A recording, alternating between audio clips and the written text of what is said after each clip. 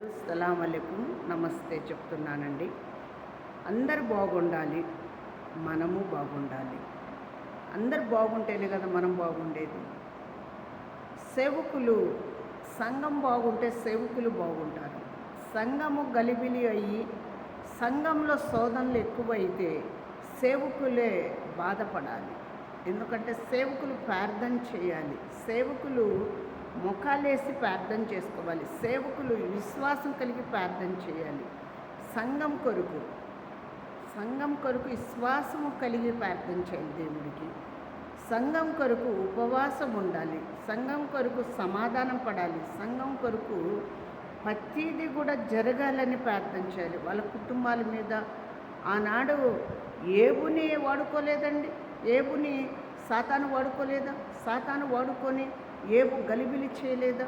అలాగనే ఏబుని వాడుకున్న సైతాను మనకు వాడుకోదని నమ్మకం ఎక్కడ? సాతాను ముందు దోలాడుతుంది. దేవుడి బిడ్డలు ఎక్కడైతే ఉన్నారో అక్కడ పీడించాలి. సాతానుకి నాదే జయం అని సాతాను ముందుకు వస్తుంది. కానీ దేవుడు చిత్తంలో సాతాను కోల్పోతుందని తెలియదు. దేవుడి చిత్తంలో సాతాను కోల్పోద్ది. సాతాను ఆయన రక్తంలో కాలిపోద్ది. ఆయన రక్తంలో విడుదల దయచేస్తాడు దేవుడు. ఆనాడు ఏబుని చేయలేదా? సాతానే విడుదల దయచేయలేదా? నూరెంతలు మళ్ళీ ఆశీర్వదించలేదా? అలాగనే మనకు కూడా దేవుడు సంఘంలో కానీ విశ్వాసులు కానీ ప్రతి వారు కొరకు విశ్వాసంగా ప్రార్థన చేయాలి. సేవకులు భయపడకూడదండి. సేవ చేస్తున్నాము, అది చేతబడి లాంటిదైనా, సాతాను అయినా, దురాత్మలైనా, నరుల అది దిష్టి లాంటిది కూడా ఒక ప్రారంభం చేస్తుంది, దాడి చేస్తుంది. అందుకోసమే మనం ఏం చేయాలి తెలుసా? ప్రతి సాతానికి విడుదల ఎట్లా చేయాలంటే ప్రార్థన చేయాలి. నువ్వు కన్నీరు ప్రార్థన చేయి, నీ కుటుంబంలో ఉన్న సాతాను తొలగిపోతుంది.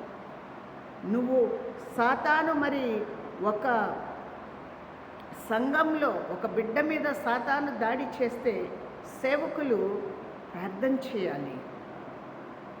ఆ ప్రార్థన వల్ల, సేవకులు ప్రార్థన వల్ల సాతాను కాలిపోతుంది. సైతాను అంటే జయించేది అది నేనే అనుకుంటుంది, కానీ దేవుడే గెలుపు వాటమి సాతానికి ఇస్తాడు. దేవుడు గెలుపు తీసుకుంటాడు. ఎంత మంచివారండి దేవుడు!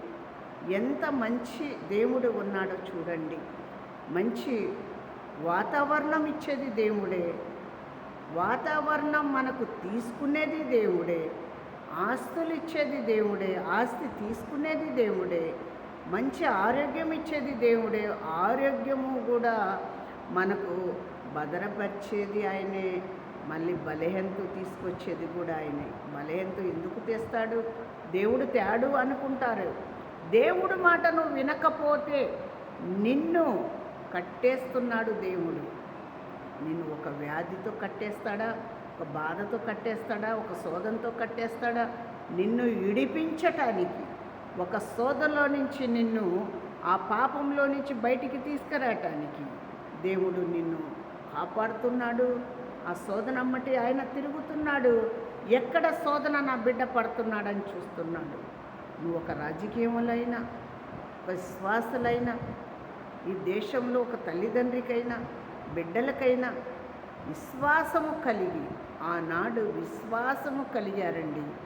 విశ్వాసము కలిగితేనే ఏబు కుటుంబానికి దేవుడు కాపాడిండు. విశ్వాసం కోల్పోలేదు. విశ్వాసంలో నుంచి విడుదల దయచేశాడు దేవుడు.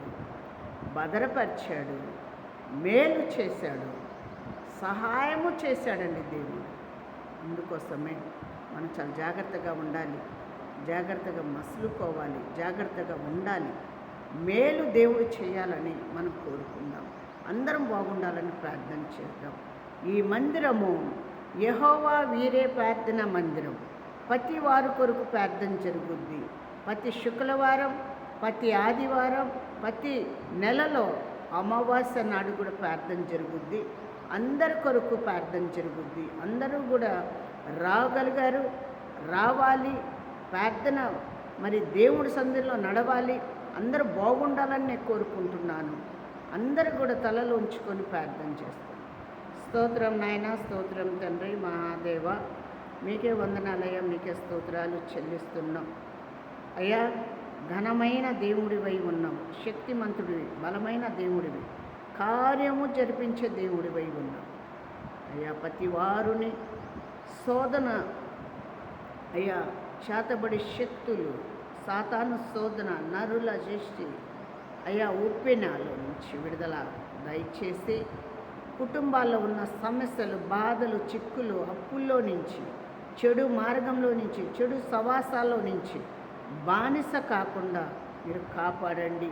పసిబిడ్డలకు మీరు దీవించండి అయ్యా.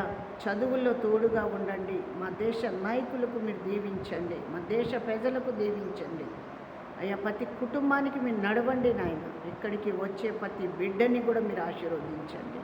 మీ నామంలోనే మేలు చేయండి. యేసు నామంలో అడిగి వేడుకుంటున్నాం తండ్రి. ఆమేన్, ఆమేన్. అందరికీ వందనాలు. యేసు నామంలో అందరికీ వందనాలు చెప్తున్నాను. మీరందరూ కూడా ప్రార్థనలో ఉండండి. దేవుడు మేలు చేస్తాడు. దేవుడి విశ్వాసం కలిగి మన కుటుంబాలకు మనం ప్రార్థన చేసుకుంటే దేవుడు నడుస్తాడు. ప్రతి అవసరము దేవుడు తీరుస్తాడు. అందరికీ వందనాలు చేస్తున్నాను.